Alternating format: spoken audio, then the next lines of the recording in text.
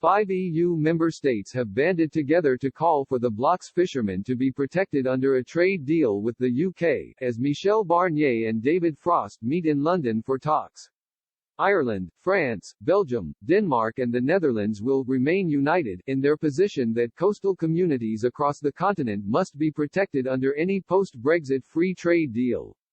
Boats from the 5 nations have benefited massively from fishing in Britain's rich waters, and as trade talks enter the final phase, leaders are wary of losing access.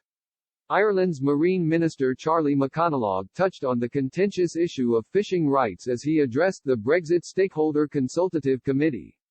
He noted his recent bilateral meetings with fisheries ministers from the other 4 nations at this week's Agriculture and Fisheries Council in Luxembourg.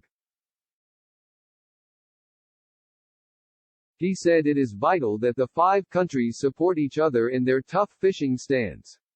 Mr. McConalogue said, as we reach a critical point in the negotiations, I highlighted that, now more than ever, it is vital that member states continue to remain united in order to protect the EU's fishing industry and coastal communities.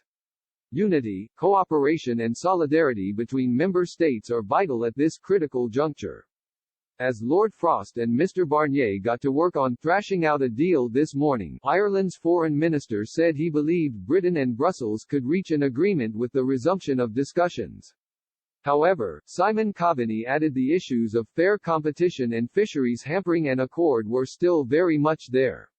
He added, when we got a deal done this time last year, a lot of people were predicting that there would be a no-deal Brexit.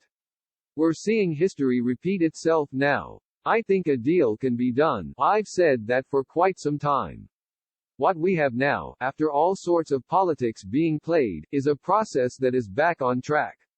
Despite being optimistic about a deal, he admitted that both sides remained miles apart in fishing.